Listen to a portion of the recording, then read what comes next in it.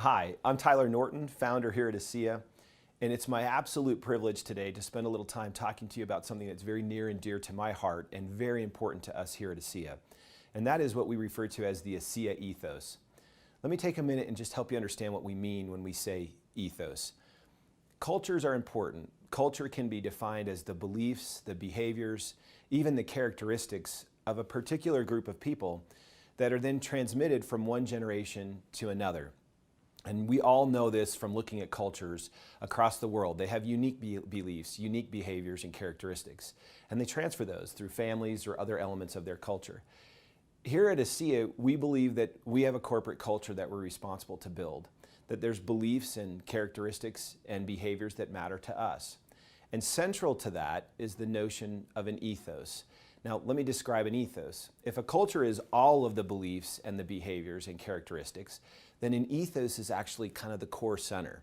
It becomes the distinguishing characteristics, the distinguishing values that are fundamental to a culture. In the Polynesian culture, an ethos might be described with one single word. In Hawaii, they would use the word aloha. Aloha, we think, means hello or goodbye when you get to Hawaii and they put a lei around your neck, but the truth is it actually means love. And so each culture has its own ethos. In America, the culture's been the ethos of the American dream, which is that if you work hard, honest effort is rewarded, and that you can actually achieve things for you and your family. Here at ASEA, from the very beginning, we've made culture something that's strategically very important for us. We wanted to be clear and deliberate and declarative about what the beliefs and behaviors and characteristics were that we want to embody our culture. And we've taken time over the last years, several years, where we've shared presentations with people about what that looks like. What is the ethos of ASEA? And it's my privilege to share a little bit about each one of those throughout a series of videos and presentations with all of you. What is the ASEA ethos? What is the differentiating and distinguishing spirit of this broad culture? I'm excited to share it with you.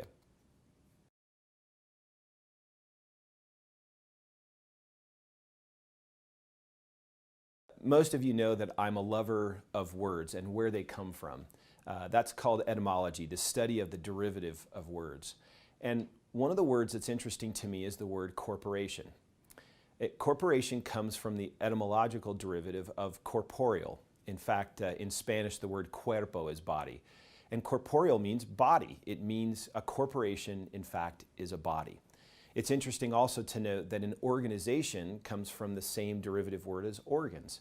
So I like to think of a corporation as a vital kind of organization of organs, a body, a physical body. And if a corporation can have a body and can be a body, and literally the word corporation comes from the notion of a body, here's a question. Can a corporation have a soul? Is there such thing as a corporate soul? Well, if soul is defined as the spiritual part of a person that is believed to give life to the body, then I might argue that a corporate soul is the spiritual part of an organization or a corporation that is believed to give life to the entire company. Now, for me, that corporate soul is embodied in the definition and notion of what we referred to earlier as an ethos. Ethos, for me, is the corporate soul. It's the distinguishing spirit or character of an organization. It's the fundamental values and beliefs that they hold dear. And while they're not perfect, they're trying really hard to live by those ideals. And when they do, not just me or Chuck Funky, our CEO, or any of our senior executives, but the whole field force, when they're genuinely trying to live by these fundamental values, it actually starts to embody a spirit. And that spirit, married with the corporation or the body, becomes the soul. Together, those things unite, and I believe create a very unique environment where people can come and succeed. So I want you to give some thought to the notion of a corporate soul. Is it possible? If it's a corporation as a body, can it have a soul? And in my opinion, it can. And what I'm about to share with you through a series of small presentations are small elements, little pieces of the corporate soul at ASEA, what we refer to affectionately and collectively as the ASEA ethos.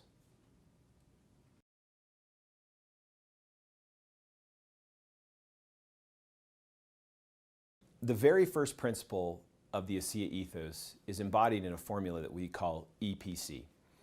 And the EPC formula has been something we've been teaching really since almost the very first meeting we ever hosted in a field environment. Let me describe it quickly to you. EPC is a formula that compares the relationship with our motivation and commitment to ego and economics, our commitment to principles, and compares that with our commitment and motivation to build capacity, which is the C part. And in order to measure this formula, we put it into a graph, measuring on the y-axis from 0 to 9, your motivation and your commitment. And on the x-axis, we take a look at each of these dimensions: ego and economic, principles, and capacity. What happens if someone's ego and economic motivations, that is their desire to gratify themselves, to be recognized, and to make money, is a 5 on a scale from 0 to 9? Good or bad? In my model, in this formula, I don't know. To me, it's too early to tell. What we do need to understand first is what's their motivation and commitment on a scale from 0 to 9 to principles. Now, what are principles?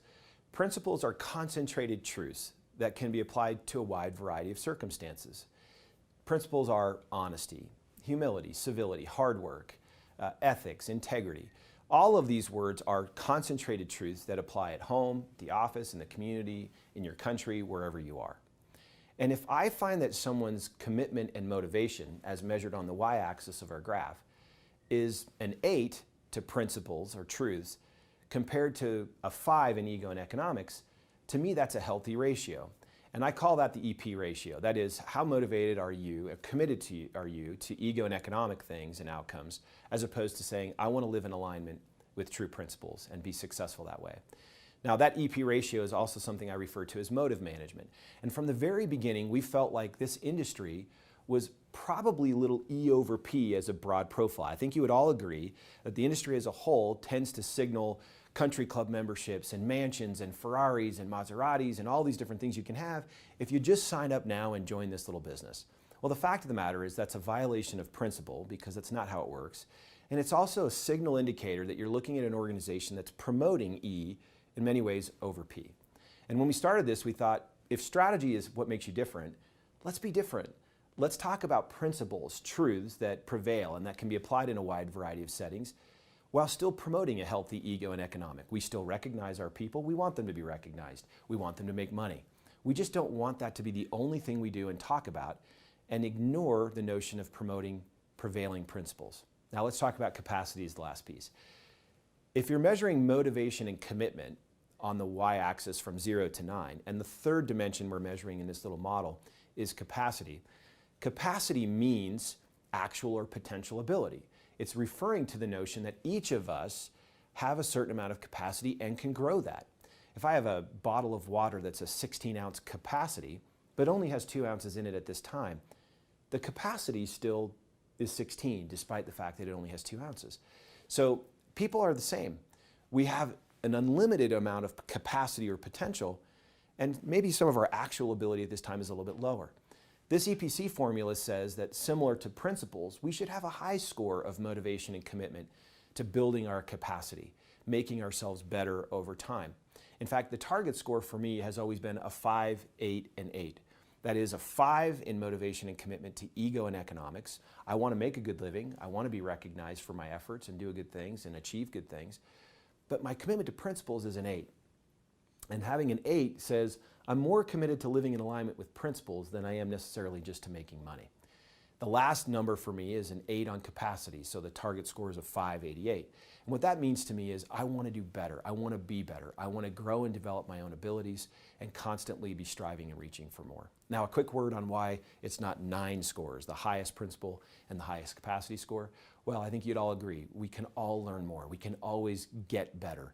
We can always learn new principles and apply them more effectively in our lives. And the delta between 8 and 9 on both principles and capacity for me says, hey, never suggest to yourself that you're already a 9. There's always room to continue to grow. Now, this little formula for years I've had in a maxim or a saying that kind of carried the day for me, which was keep E under P, manage E under P, and drive up C. So the maxim I would share with you today is keep E under P, keep ego and economic motivations under your commitment to principles, and drive up your capacity. And if you do that, I can assure you, you'll have enduring success. It may take a little longer to get there, but it'll endure and sustain. There are lots of people that turn away from this model and have short-term success by promoting their ego and economic motivations. But over time, principles catch up, and typically those aren't the people that have enduring success. Okay, so in summary, let me just take a minute and summarize EPC. What does EPC really mean? Well, EPC means manage your motives. Never let your ego or economic motivations trump your commitment to living in alignment with true principles. And the second part of EPC can be summarized as build your capacity. Remember my dad saying that you're valued in life in large measure to the degree that you make yourself valuable. So work on yourself. Always get better.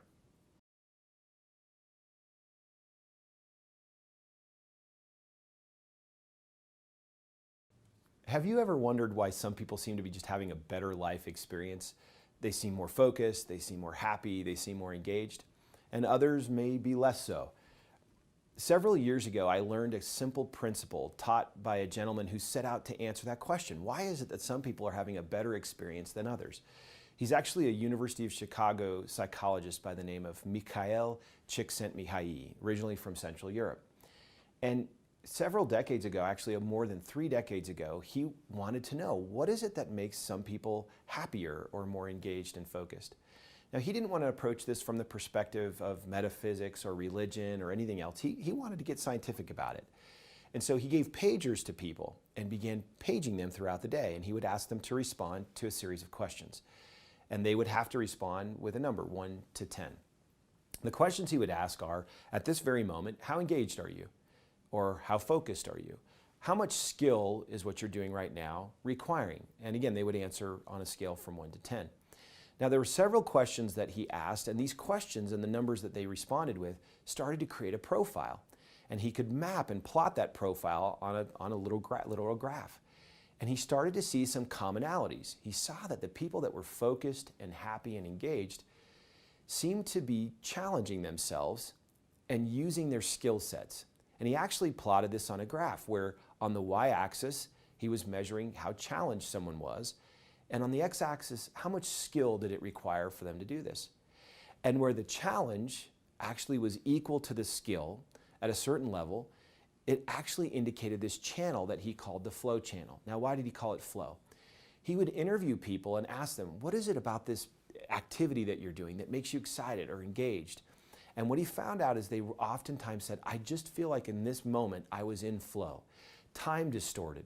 There was value in what I was doing, inherent to what I was doing. I wasn't doing it for a paycheck. I was doing it because I loved it. A lot of these people were artists or athletes, and many of them were business people, but they were doing what they did out of a love, and they were challenging themselves and using their skills to their fullest. And Dr. Csikszentmihalyi named this the flow channel. And what he learned was that people are most engaged, and self-actualization is most likely to occur when there's a certain amount of challenge in life married with a certain amount of skill.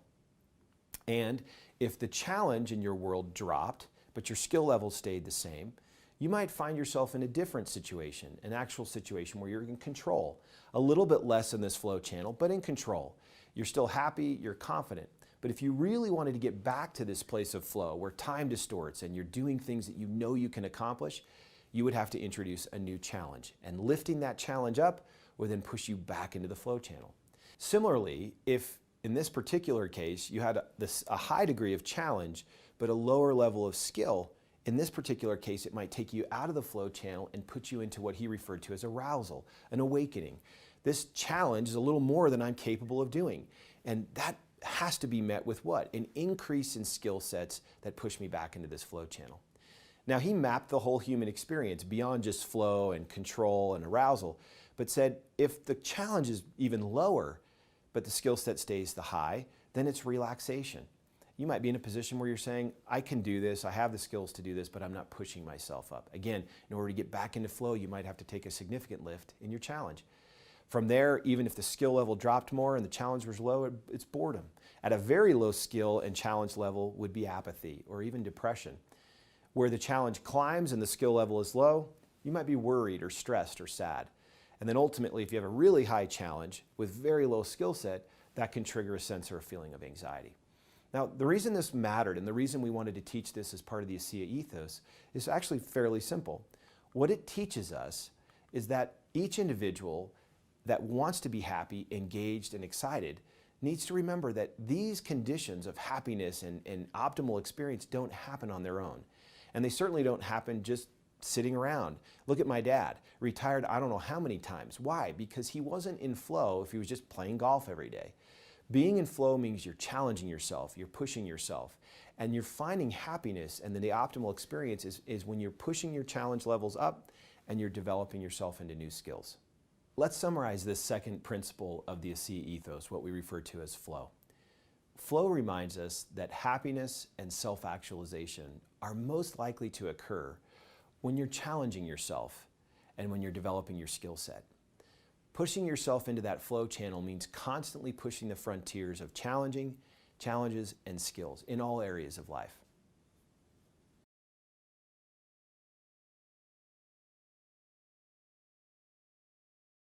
At the very first bronze base camps that we offered here at ASEA, we sat in a room and asked ourselves, how do we continue to teach meaningful principles that could fill in this ASEA ethos?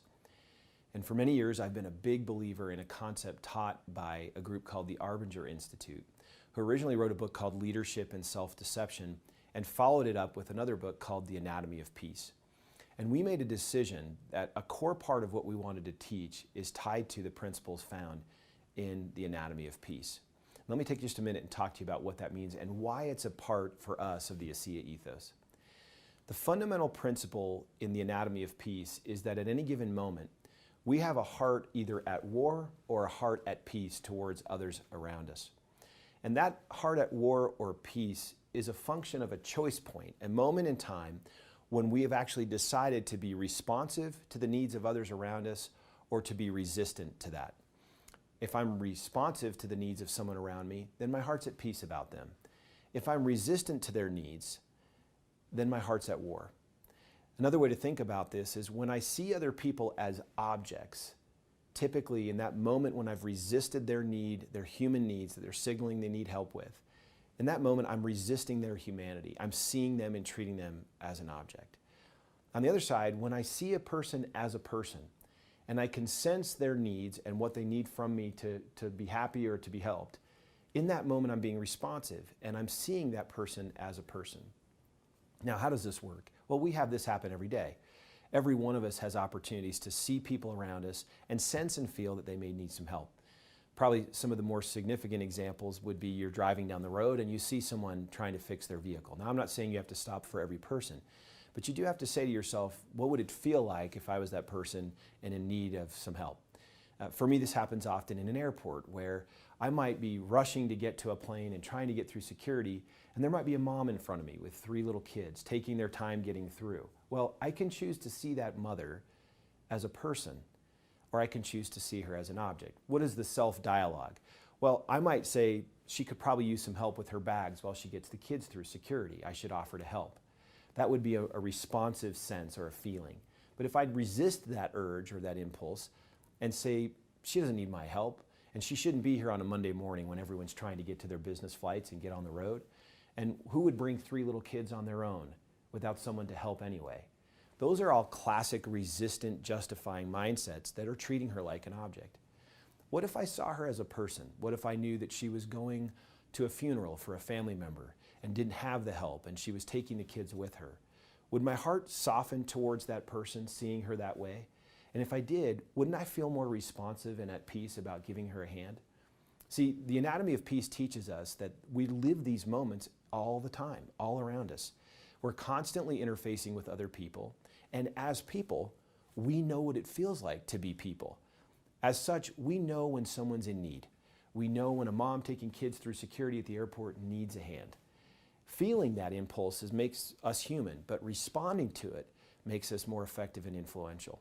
In fact, the degree of influence we have on others has much more to do with the condition of our hearts towards them than to what we say or do.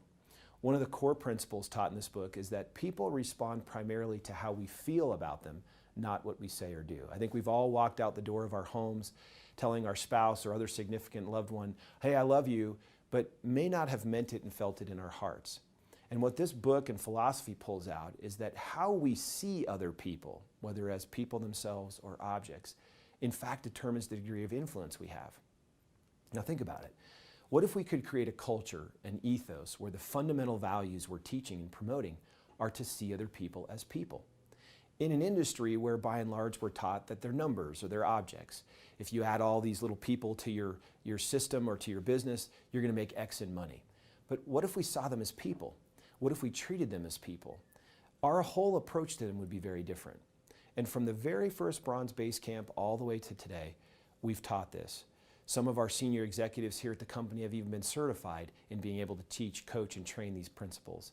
I highly encourage you to take some time and read The Anatomy of Peace as part of the ASEA ethos. The Anatomy of Peace teaches us to see and treat others as people, not as objects. And it suggests that your influence increases when you recognize and respond to the humanity of others. When you see others truly, you are true. It also teaches how to address conflict resolution. When a conflict arises, and it always does, ask yourself one simple question. How am I contributing to this problem? How am I part of the problem? Asking that question sincerely is an absolute invitation to the others with whom you have a conflict to do the same. And if two people are asking, how am I part of the problem? It will accelerate resolution and keep hearts at peace.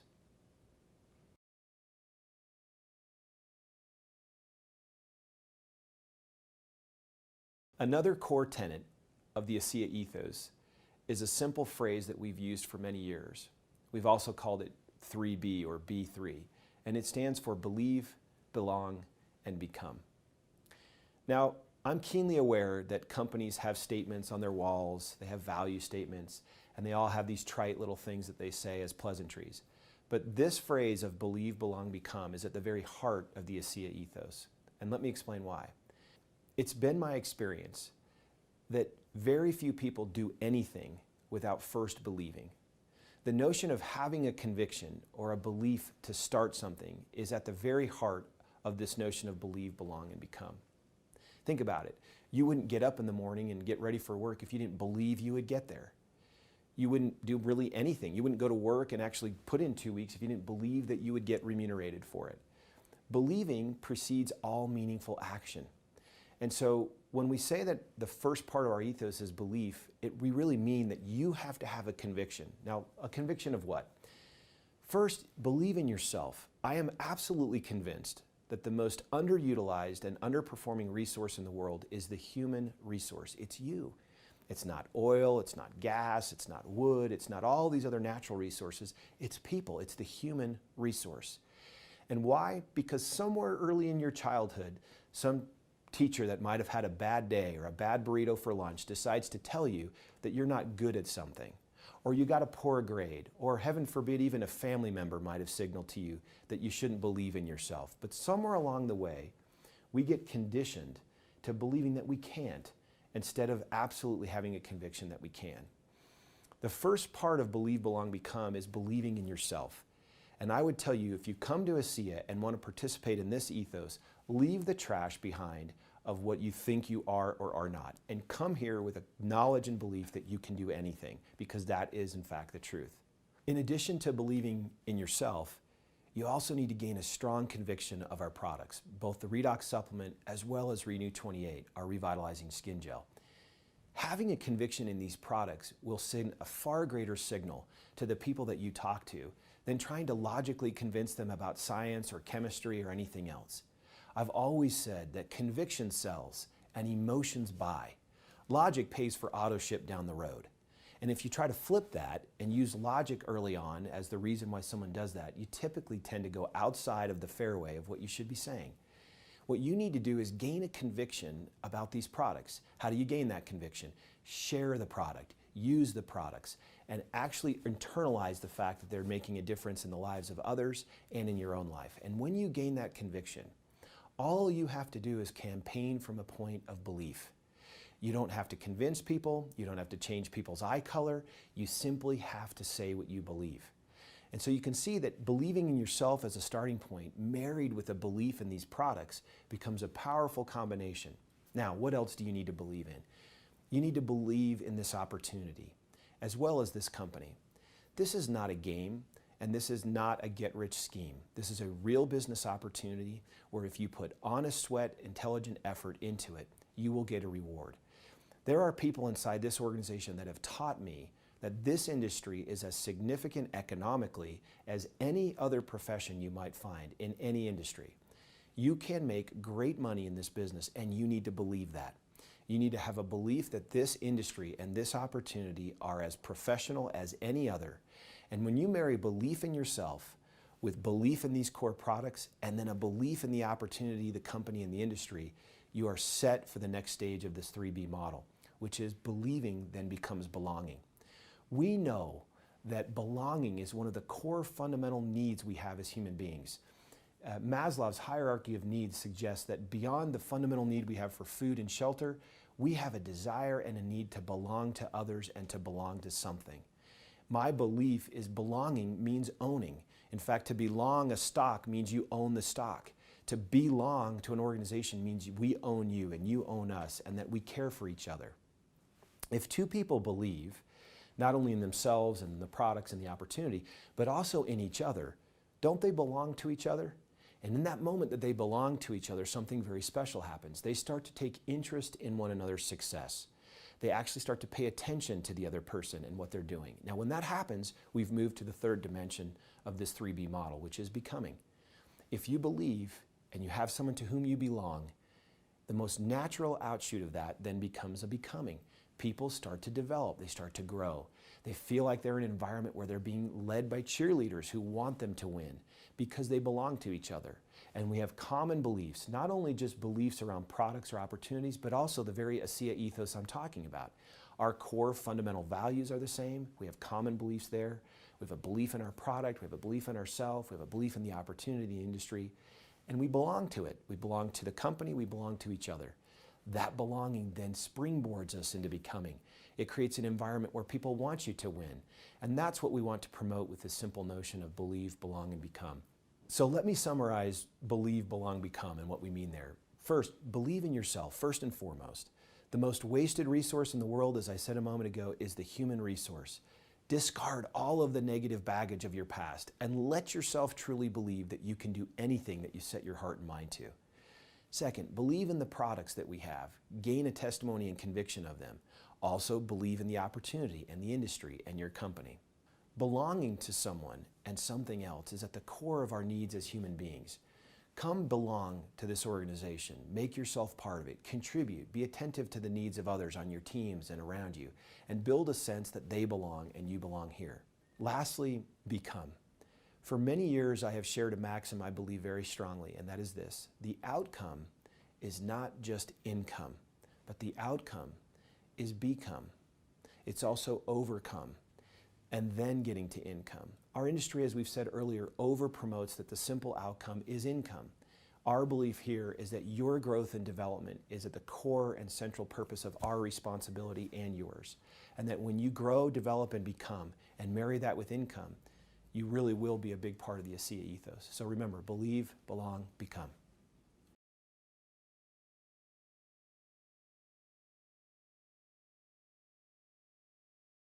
Another core principle of the ASEA ethos has to do with the unique individuals that join this organization. Each person has talents and human elements that they bring to the table that add diversity and character to our company. I like to think of the human elements that come to this company similarly to the chemical elements that we know. We have a periodic table of elements. We have 117 different chemical elements there. And we're taught that the chemical elements there are the basic chemical building blocks of matter. I like to think of the people that join this company similar to that. That if our product is made from H2O and sodium chloride, right, from water and salt, but those are coming from 4 elements. I think of the people that join this organization having their own human elements, whether it's insight or charisma or opportunity, awareness, or it might be drive, it might be enthusiasm, it might be kindness, it might be vision. But each person that joins this organization brings a unique element to the table, just like the chemical elements. And if you compared our product, which is made from these chemical elements, to a different type of product, the product being our people, then each of those unique human elements are brought to the table. and they make a big difference in who we are as a company. If the chemical elements are the basic building blocks of matter, these human elements are the basic building blocks of what matters. To me, bringing people together and making bonds, just like chemical bonds between these elements can occur, when insight and vision meet drive, passion, and enthusiasm, because a team is built, those unique human elements make a chemical bond just like our product does. And when those chemical bonds occur, significantly bigger things happen. We know that the redox supplement we sell has those chemical bonds in it, and those bonds are important. They're active agents that are binding together to make a difference in our bodies. It's no different in our company. Each unique person that joins this organization brings their unique talents and their unique elements to the table and makes a difference. And when we connect one with another, just like these chemical bonds, very powerful groups can form and teams can form. Now, I've long felt that knowing people by 3 dimensions matters. One is knowing them by name. The second is knowing them by talent. And then the last dimension is knowing them by spirit. Let me explain what I mean by this. Some of you know that when I meet people, I try to memorize their names. I'm better at times than others. But over the years, I've met thousands of people in ASEA, and I've tried really hard to remember as best I can their names. Knowing someone's name matters to them. If you want to add a layer of influence in their lives, learn something about them that's unique, preferably a talent they have. And when you learn their name and a unique talent they have, a whole new dimension of their identity comes into view. The last dimension for me is knowing them by spirit. Now, what do I mean by that? That can sound or seem a little bit slippery. What I mean by knowing someone by spirit is this notion of human elements. What is their humanity that makes them unique? Maybe this emerges in a conversation about a challenge they've had, an adversity that they've overcome. It can be seen as you see them work with others, and you can start to acknowledge and realize their spirit's tied to their talents. This is what makes them unique in who they are. When you stop and think about it, if each person can be known by name, talent, and spirit, and from that talent and spirit understanding, we can see the human elements that they bring to the table, the basic building blocks of really what matters, we can build a very unique organization. And from my perspective, I see this table of elements, this periodic table of chemical elements. I actually have an image in my head of people, just the same as the periodic table of elements, that each face fills this table with a unique element that they bring. And that chemical uniqueness of all of us is what makes ASEA such an incredible culture. It is the diverse backgrounds of the people, their unique talents that come to bear. Lastly, I want to talk about this notion of moments. When those talents intersect with those elements, and then with moments, meaning time, where someone actually speaks out on behalf of another, using their talents and their human elements to bring ASEA to their awareness, is when the magic happens. The magic of ASEA is not in the bottle or the product or in Renew. The magic of ASEA is in a retired school teacher walking across the street and knocking on the door of a neighbor who needs help and sharing her unique talents and elements in that moment with someone she doesn't really know very well. The stories that I hear about the difference our product makes in the lives of others signal miraculous outcomes of our product. But to me, the miracle is not the product. The miracle is the nameless, faceless person that might have shared that product with someone and may not even be in the business now or be recognized for the contribution they made. That is the miracle of ASEA. It's when the talents and human elements intersect with moments where we share ourselves in this product with others. So let me summarize this notion of talents, elements, and moments and why it's part of the ASEA ethos. Remember that the power of ASEA is embodied in the collective, diverse character of our people. We believe here that everyone has gifts and talents that are unique only to them. And it's these unique human elements that are the true basic building blocks of what matters in life. When these talents and elements intersect with moments, that is time, moments that we seize on behalf of others, the miracle of ASEA is mobilized. The unique, diverse backgrounds of the people we have are an enormous part of the ASEA ethos. Bring your human elements here. Bring them out and share them with others. Understand and learn the people around you by name, talent, and spirit, and you'll be living the ASEA ethos.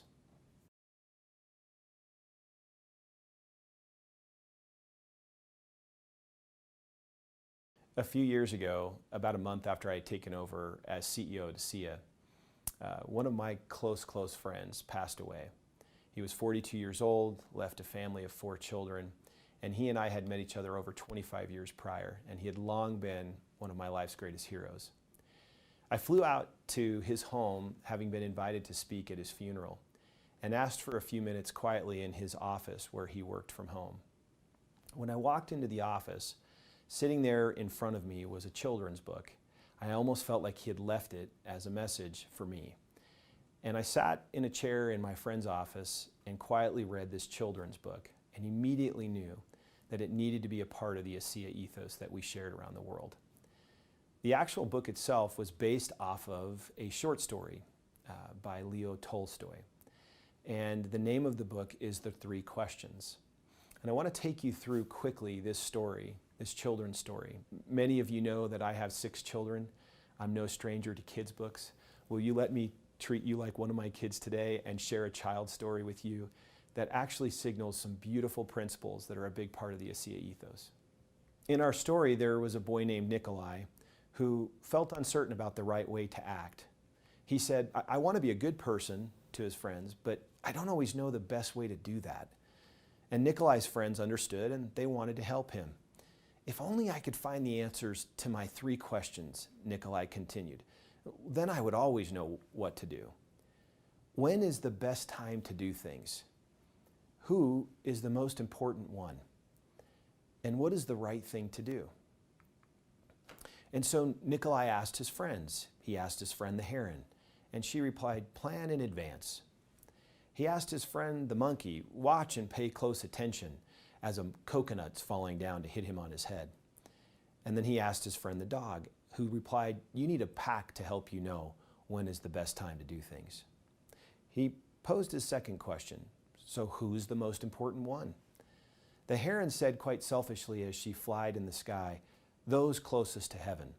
The monkey, who had now been hit on the head by the coconut, was selfishly concerned with those who know how to heal the sick. And the dog, who seemed politically motivated, said, those who make the rules are the most important ones. He then asked his third question, so what is the right thing to do? Again, the heron replied somewhat selfishly, flying, doing what I can do. The monkey, less concerned about things, said, have fun all the time, don't worry about things. And the politically motivated dog from a pack said, fighting is the right thing to do. Well, Nikolai was not entirely pleased with his answers, and so he hiked high up into the mountains where the old turtle lived all alone. He went to the turtle, who was digging in his garden and working quite hard, and said, I have 3 questions, and I came to ask for your help. When is the best time to do things? Who is the most important one? And what is the right thing to do? He noticed that the turtle was tired and said, you must be tired. Let me help you. The turtle gave him his shovel and thanked him and sat down on a rock. And as they worked together, a storm arose, and Nikolai heard a cry from across the bridge. He ran down the path and found a panda, a mother panda, whose leg had been injured by a fallen tree. He carried the panda carefully back to Leo the turtle's home and made a splint for her leg with a stick of bamboo. When she awoke, she said, where am I? And where is my child? And Nikolai quickly realized that her baby was also in the storm. Nikolai ran back into the storm and was able to find her baby panda. The little panda was wet and scared, but alive. Nikolai carried her inside and made her warm and dry, and then laid her in her mother's arms. Leo the turtle smiled when he saw what the boy had done.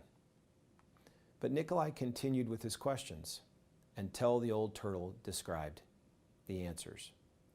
Yesterday, if you had not stayed to help me dig my garden, you wouldn't have heard the panda's cries for help in the storm.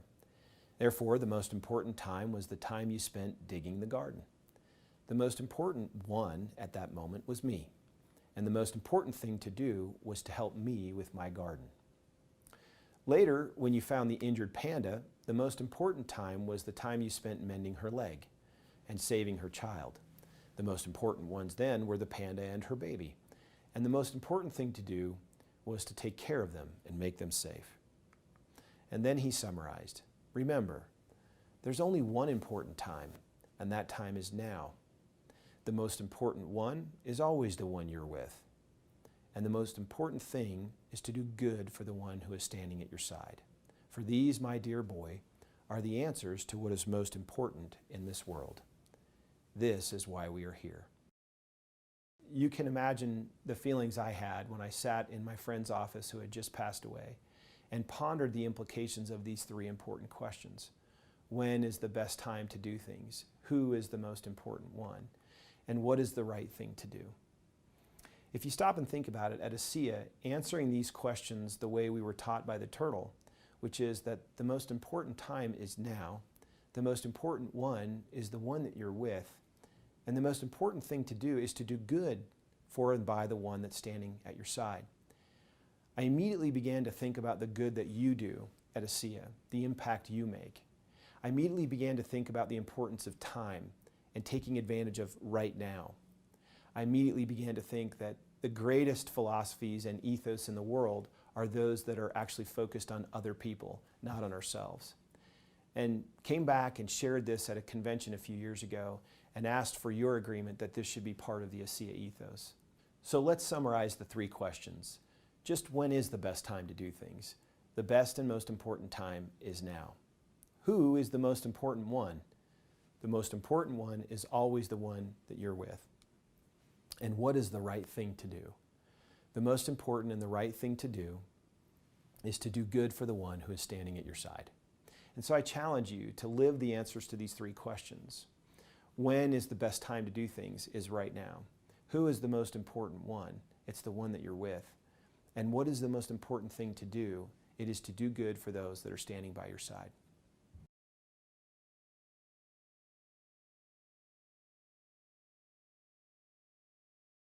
One of my favorite principles of the ASEA ethos is an African philosophy referred to as Ubuntu. And I first heard of this philosophy by way of an email that I received from my mother that was sharing a story that I think had been circulated pretty widely across the internet. The story tells of an anthropologist who was studying a culture in southern Africa. And as kind of a test of sorts, he took a basket of fruit and set it a ways away from a group of children and lined these children up looking at the fruit from a distance and told them that when he blew the whistle, they could run as quickly as they could to the fruit, and those that got there first could in fact eat as much as they could carry. And he lined the children up and ensured that they understood, and then stepped back and blew the whistle. And unexpectedly, what he saw, as outlined in this story, is the children didn't run as you might think would be natural for them to do. They actually reached out and grabbed one another's hands and slowly walked in a straight line to the basket of fruit. Then they got around the basket, they sat in a circle, and they took one piece of fruit out and took a bite, and each child around the circle took a bite. And they continued to do that until all of them were filled. And as the story read, the anthropologist was very surprised by this act, wondered if maybe they didn't understand that if they had run ahead of the group, they actually could have had more. And he asked one of the children, how is it possible that you all knew to do this and actually behaved this way? And one of the children said, how can we be happy if one of us is sad? And then he said the word Ubuntu. After reading that story, again, I'm constantly thinking about the ASEA ethos and where core principles that we can teach can make a difference in helping us to build a unique culture and ethos here. And I started to research this notion of Ubuntu.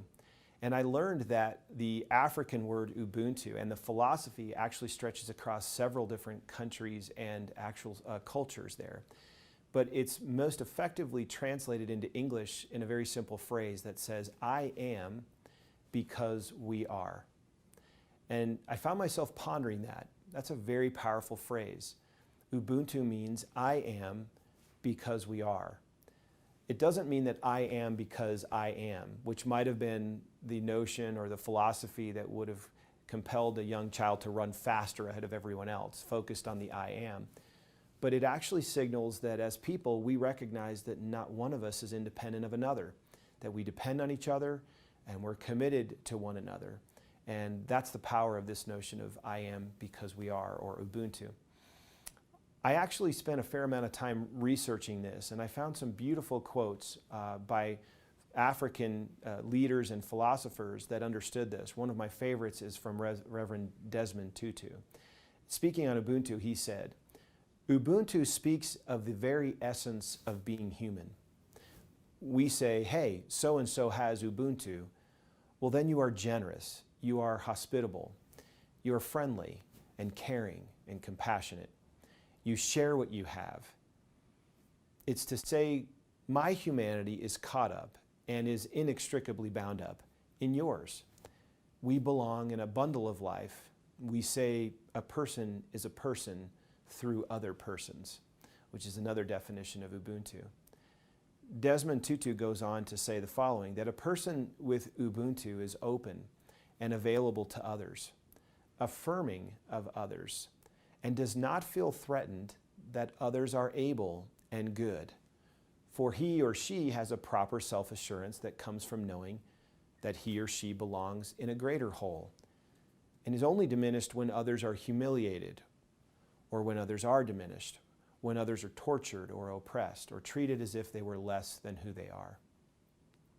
These are beautiful and rich statements about a wonderful philosophy that prevails across many different cultures. I began to ask myself, this is ASEA. No person at ASEA gets recognized in the absence of the help of others. No person advances in rank without others. In a very real way, at ASEA, any one of you could say, I am only because we are. I'm here because others told me about ASEA. I'm here at Bronze Base Camp because my team members told others about ASEA. I love the notion of thinking that we don't exist as islands independent one from another. We're all interconnected. Our choices, which we sometimes might argue are independent of anyone else, actually have an effect on the whole. And this to me is a beautiful principle, even a truth that should prevail here at ASEA. We should all maintain the attitude of humility, that I am not because I am, but I am because we are. If we maintain that philosophical disposition here at the home office, we'll make decisions with you in mind. We'll recognize that we aren't an island to ourselves, but we have a responsibility to you. It's similarly in the field, if you take that attitude upon yourself, you'll ask yourself at any given moment if what you're doing can affect the whole positively or in some cases negatively. And use that filter of Ubuntu to remind you that I am because we are. That self-same year that I read this story, I shared this philosophical message at convention. And what emerged from that is this notion that I am ASEA. We are ASEA. All of us are part of this great movement at ASEA. And I want to challenge you to remember that if the heart and lungs got into a battle with one another, who would suggest or win that they're more important than the other? I think we all know that they both depend entirely upon each other for an organism or, frankly, an organization to survive. You in the field are the heart of this company, and we may represent the lungs, but we're both absolutely vital organs in this organization. And if we can maintain this beautiful philosophy of Ubuntu as a core principle of the ASEA ethos, I think we'll all understand that none of us exist in the absence of the others, that I am because we are and you are too. So in summary, remember where Ubuntu fits in the ASEA ethos. I am because we are. No one exists in isolation. We're all interconnected. What we do affects the whole, and not just the whole of ASEA, but the whole world. And none of us reaches any heights without the support and help of others. Let's remember Ubuntu.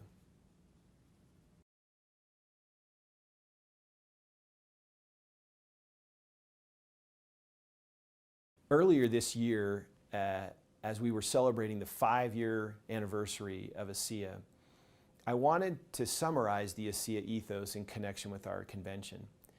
But I had a strong impression to add one more dimension to the ethos to round it out. I shared that new dimension of the ASEA ethos at our convention this year. I began the presentation of that by asking a simple question.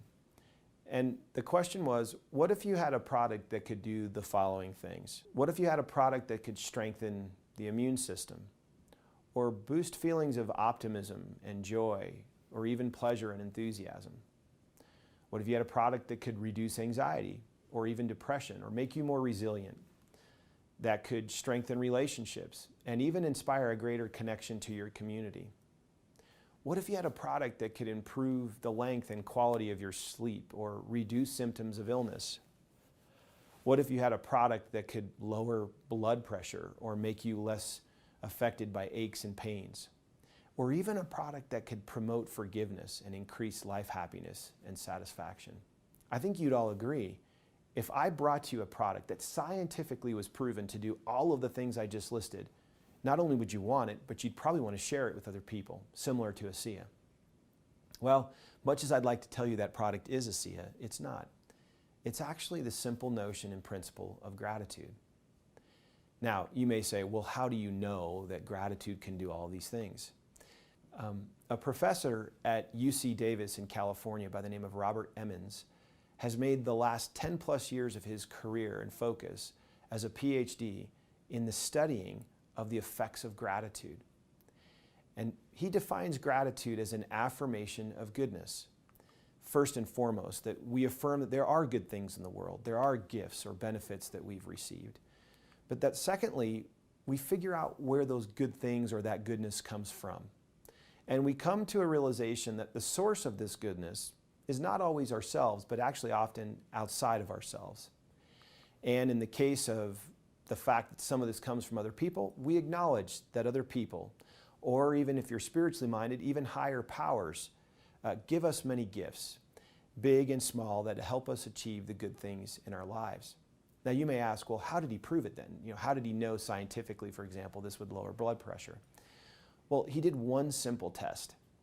He gave a group of people a journal, a gratitude journal, and invited those people every day to write down 5 things for which they were grateful. Could be a sunset, or a really good cup of coffee that day, or a chance to go for a walk with their loved one, or visit a grandmother, or something in nature. Didn't matter what it was. His feeling was, you can list anything you want, but list 5 things every day. Contrastingly, what he did was asked a group of people to write down 5 things every day that bothered them, that annoyed them, things not necessarily gratitude, but things that frustrated them. And then he measured things like blood pressure, quality of sleep, what their aptitude was to forgive others, or how involved they were in their communities. And using simple measurements, he could prove that those people that were taking a few minutes every day to list out what they were most grateful for were in fact happier, more resilient, less affected by aches and pains. They had stronger relationships and connections in their community. It occurred to me that we at ASEA should be a grateful people. We should be expressing gratitude to each other. Again, if you're spiritually minded, to a higher power. I'm indifferent to the person or object for whom or to whom you're expressing gratitude. That's up to you. But as a people and as a culture, we should find ourselves expressing gratitude often. Doing so lifts other people. He didn't talk about the effects of gratitude on the people to whom you're giving it. He actually talked about the ones that were expressing the gratitude. It's been my experience that when someone expresses gratitude to me and acknowledges and recognizes my contribution to their life, I also feel better inside. In this regard, I would argue that it's not only lifting the person expressing it, but those that are receiving it as well. And so, as we round out the ASEA ethos, it feels important to me that we take some time every day, and part of these cultural beliefs, behaviors, and characteristics that are fundamentally unique to us, we should be thankful. We should carry a gratitude journal or even download a gratitude app. You can find an application in the App Store and list out your 5 things every day on your phone. So in summary, how does gratitude fit into the ASEA ethos? Be grateful for every moment. Remember, life is a gift.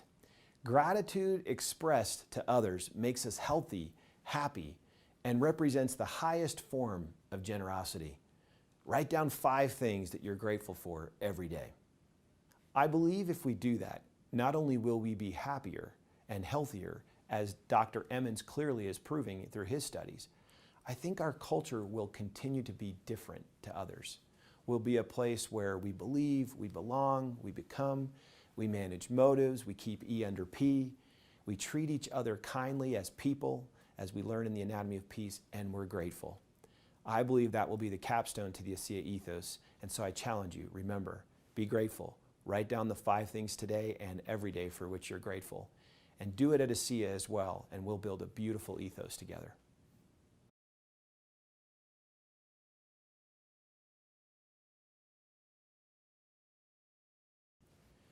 If a corporation truly is a body, then I submit it can have a soul. The soul of a corporation is the spirit that gives life to the entire organization. And that spirit needs to be embodied in a set of beliefs and values that we can all agree upon and try to live. This summary of the ASEA ethos is an attempt to signal to you the beliefs, behaviors, and characteristics we want to cascade from one generation to another. What does this really mean to you? Well, first of all, it means we'd ask you to give serious consideration and reflection on these principles. Are you managing your motives? Are you keeping your motivation and commitment to ego, economics, and money beneath that of your commitment that's unwavering to principles? Are you building your capacity and developing yourself, becoming more? Are you recognizing that challenging yourself to reach new heights and developing your skills will keep you in the flow channel of focus and happiness? How are you treating others? Are you treating them as people or as objects? Do you see and respond to their humanity? And what about believe, belong, become? Do you believe in yourself? Do you have a deep conviction of the products you offer and the opportunity this represents for others? Do you see yourself as a part of a bigger belonging? Are you lifting others around you and hoping for the same back to you? And then are you growing and becoming, remembering that the outcome is not just income, but the outcome is overcome, become, and then income? Do you recognize that you have unique talents and human elements, that when you bring them and let them come to life here at ASEA, you're helping us to build a beautiful culture where each individual person is valued and recognized as diverse, capable, and contributing to what we're trying to build here? Do you recognize that when you in fact live those talents and let them come out, that your human elements, when they intersect with time on behalf of others, mobilize the miracle of ASEA? And what of the 3 questions? When is the best time to do things? Who is the most important one? And what is the right thing to do? Can we remember that the best time is now, and the most important one is the one that you're with, and that the right thing to do is to do good by the people that stand at your side? And then Ubuntu. I am because we are. Remembering that none of us is an island. We all depend on each other. Every choice we make, every decision has an effect on the world around us and the people here at ASEA. And then lastly, gratitude. Remembering that just the simple act of affirming that there is in fact goodness in the world, and that not all of that goodness comes from me, but in fact from the people around us and even higher powers, if that's what you believe, then express that gratitude, write it down, capture it, and see the unique benefits that we now are learning scientifically can make such a big difference in your lives. These principles combine together to make and embody what we refer to as the ASEA ethos. That distinguishing set of beliefs and values that are differentiating to us. Now, can we add to this? Of course we can.